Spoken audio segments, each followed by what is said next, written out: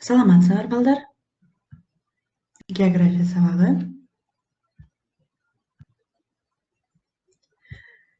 Бүгүнкү сабактын темасы гидросфера.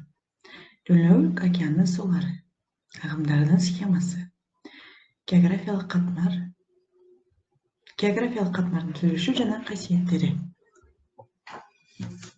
Сабактын максаты дүйнөлүк океандын жердин жашоосундагы ролу, дүйнөлүк океандын суларынын касиеттери жана келип чыгышы менен тааныштыруу.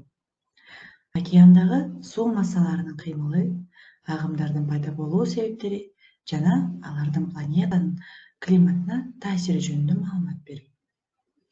Географиялык катмардын касиеттери жана түзүлүшү жана жаратылыштык калыптанышындагы организмдердин ролу жөнүндө түшүнүктөрдү калыптандыруу. Бүгүнкү сабактын планы жердин жашоосундагы океандын ролу, дүйнөлүк океан сууларынын келип чыгышы, океан суусунун температурасы жана туздуулугу, океандагы муз, суу массалары, океан агымдары, географиялык катмар деген эмне, анын түзүлүшү жана чектери кандай, географиялык катмардын касиеттери, географиялык катмардагы айлануулардын ролу кандай, жердин жаратылышынын өнүгүшүндө тирүү организмдердин ролу, жердин табигый комплекстери. Балдар, эгер океандардагы баардык суу бууланып кетсе, планета эмне болот? Жер бетиндеги жашоо үчүн океан канчалык маанилүү? Эмне үчүн биринчи жашоо сууда башталды? Бул суроолорго жооп берүү үчүн биз жердеги жашоо үчүн океандын ролун аныкташыбыз керек.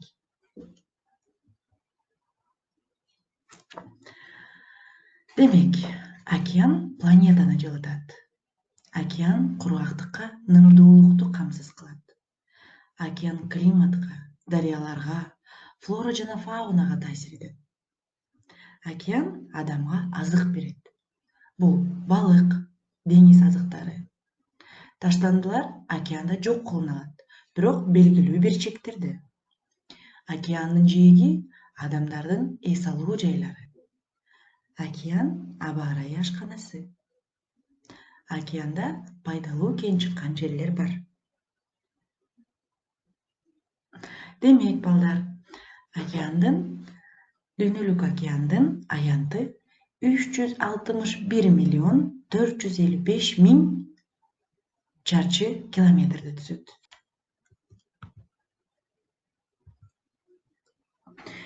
Океан жердин туташ суу катмары.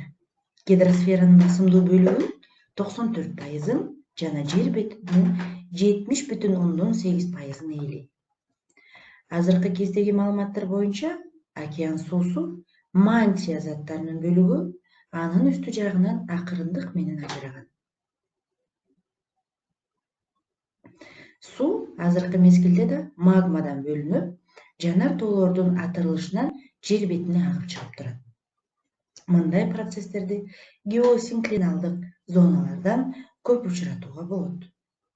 Суунун дагы бир бөлүгү космостон келет. Бул маселе илим тарабынан али толук чечиле элек. Демек, жер өмүрүндөгү океандын ролу. Атмосферага чогулган жылуулук берип, нымдуулук менен камсыз кылат. Океан материктерди туташтыруучу дүйнөдөгү эң чоң жол жана рекреациялык ресурс. Деңиз азыктарынын, минералдардын, энергиянын булагы, аба ырайынын ашканасы. Анын климатка, топуракка, флора жана фаунага таасири чоң. Океандар бири-биринен материктер менен бөлүнүп, кысыктар менен байланышкан.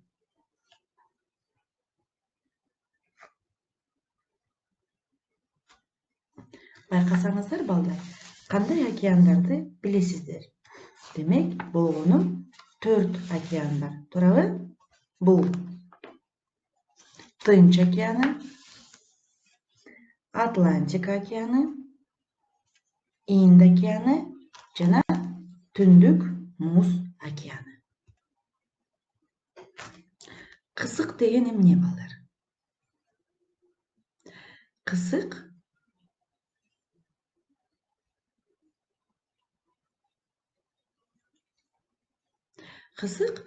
океандар менен деңиздерди байланыштырган куш суулар.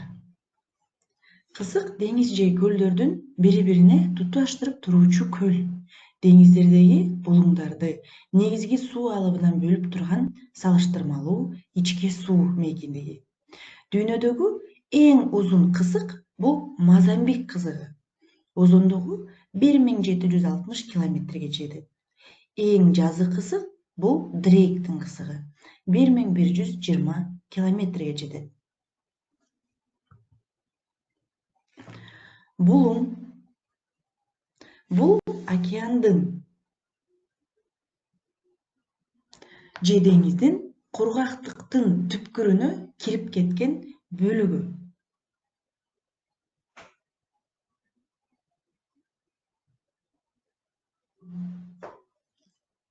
Мисалы, Мексика булуңу. Деңиз океандардын бир бөлүгү. Океандан аралдар же жарым аралдар менен бөлүнүп, суу касиеттери жана жашоочулары менен айырмаланат. Жээк сызыгы кургактык менен деңиздин чек арасы.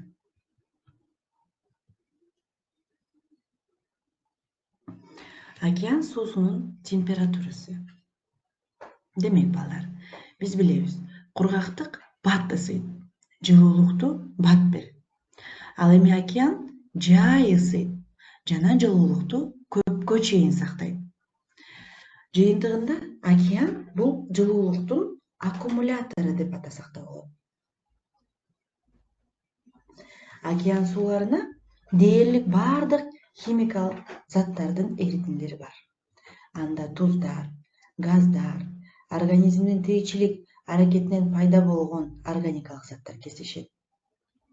Эрибеген заттардын бөлүкчөлөрүн да жолуктурууга болот. Океан суусунда туздардын концентрациясы орто эсеп менен 35 грамм литрге жетет. Дүйнөлүк океандын сууларынын температурасы күндүн жылуулугу менен байланыштуу. Ал чоң аянтты ээлегендиктен кургактыкка салыштырганда күндүн жылуулугун арбын алат. Океан суусунун үстүңкү катмарынын орточо температурасы 17,5 градус Цельсия. Ал эми үстүңкү абаныкы 14,4 градус. Үстүңкү суулардын температурасы географиялык кеңдикке жараша бөлүнөт. Бирок андай мыйзам ченемдүү температуранын бөлүшү айрым бөлүктөрүнө жылуу жана муздак океан агымдарын туруктуу шамалдардын таасиринин натыйжасында өзгөртөт.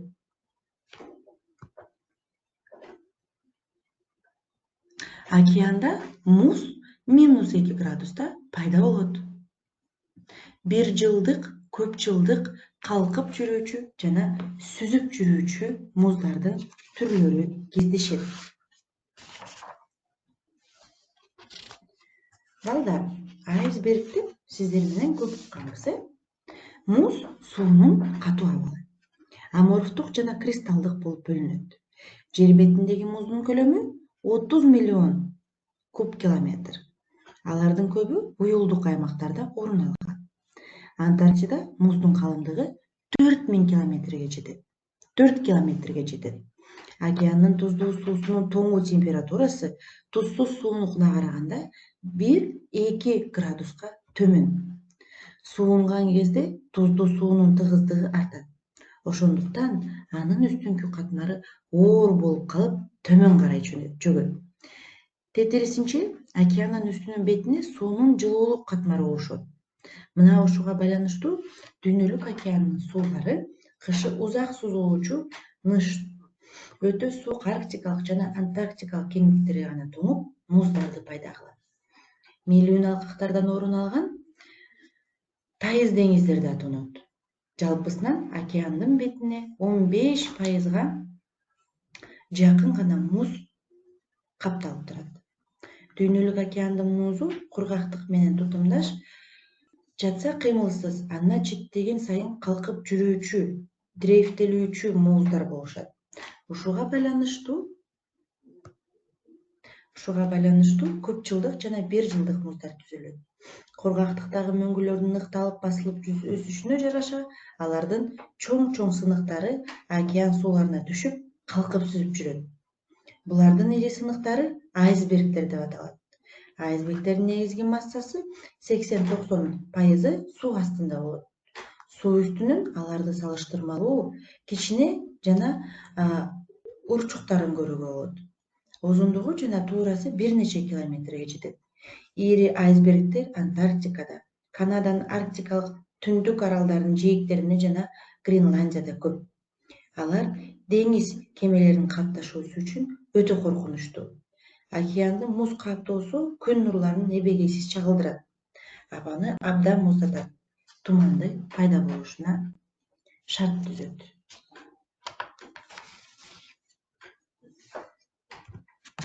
Суунун туздуулугу эмнеден көз каранды?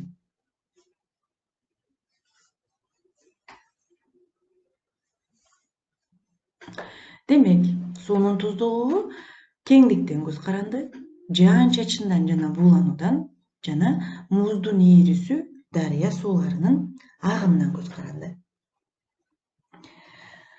Океан сууларынын туздуулугу анын бардык бөлүгүндө бирдей санда болбойт. Негизги өзгөрүүлөр суунун үстүңкү катмарында жүрөт. Анткени анда суунун туздуулугу атмосфералык жаан-чачын жана буулануунун өлчөмүнө жараша болот. Ал карым-катнаш географиялык кеңдикке байланыштуу өзгөрүлүп турат. Алсак, туздуулук экватордо 34 промилль, тропиктерде жакын 36 промиллге жетет. Мелүүн алкак менен уюлдук кеңдиктерге 33 промилле түзөт. Бууланууга караганда жааган жаан-чачындын саны ашык болот. Дарыя суулары көп агып келет. Мөңгүлөр эриген жерлерде туздуулук аз болот. Суу массалары бул океандын айрым бөлүктөрүндө пайда болгон жана бири-биринен айырмаланган чоң көлөмдөгү суулар. Эмне менен айырмаланат? Температура менен, туздуулук менен, тыгыздыгы менен, кычкылтектин көлөмү, белгилүү бир түрүү организмдердин болушу менен айырмаланат. Суу массалары деп биз айтып кеткендей, бул океандын белгилүү бир бөлүктөрүндө пайда болуучу жана бири-биринен айырмалануучу чоң көлөмдөгү суу. Алар океан сууларынын 200 метр тереңдигинде кеңдиктерге ылайык күндүн жылуулугуна таралыша атмосфералык процесстердин таасири астында пайда болот. Суу массаларынын да экватордук, тропиктик, мелүүн жана уюлдук типтери айырмаланат. Ошондой эле суу массаларынын өзүнүн сапаты боюнча бир кеңдиктин ичинде да айырмаланат. Ошол себептен аларды жээк бойлорунда жана ичкеридеги типчелерге бөлүнөт. Океандын тереңдиги боюнча суу массаларынын айырмачылыктары байкалат. Демек, кандай түрөлөргө бөлүнөт? Тереңдиги боюнча үстүңкү, ортоңку, терең жана жаратылыш болуп бөлүнөт. 200 метр тереңдикке чейин экватордук, тропикалык, мелүүн, полярдык. Материктен алгаскы жайышкан боюнча жээк жана океандык болуп бөлүнөт. Суу массаларынын үстүңкү бети тропосферанын жерге жакын бөлүгүнүн ортосунда тынымсыз байланыш жүрүп турат. Атмосферадан көмүр кычкыл газын сиңирип алып, өзү кычкылтек бөлүп чыгарат. Ага жылуулук жана ным берет. Географиялык катмар. Биздин планета бир нече катмардан турат. Бул биосфера, гидросфера, литосфера жана атмосфера. Географиялык катмар бул айрым геосфералардагы заттардын литосферанын, гидросферанын, атмосферанын жана биосферанын бири-бирине киришинин жана өз ара аракеттенүүсүнүн натыйжасында пайда болгон жердин ажырагыс жана үзгүлтүксүз кабыгы.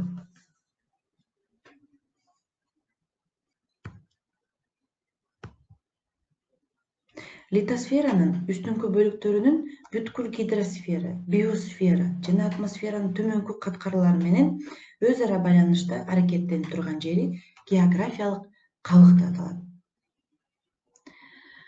Жер катмарынын ортосунда татаал өз ара аракеттенүү жана зат алмашуу жана зат энергиянын үзгүлтүксүз алмашуусу жүрөт.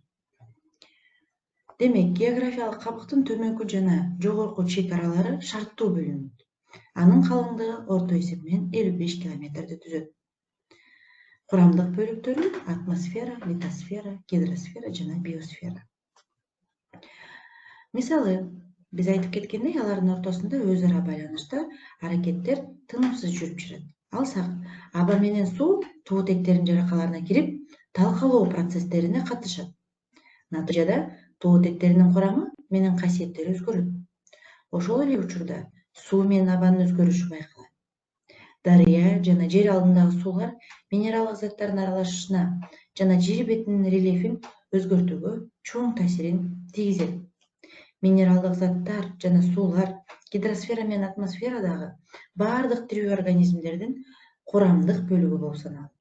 Анда топурак жана тирүү организмдер бар. Күн энергиясы органикалык эмес заттардан органикалык дүйнөнү жаратат. Жер кыртышындагы заттардын айлануусу. Биологиялык айлануу.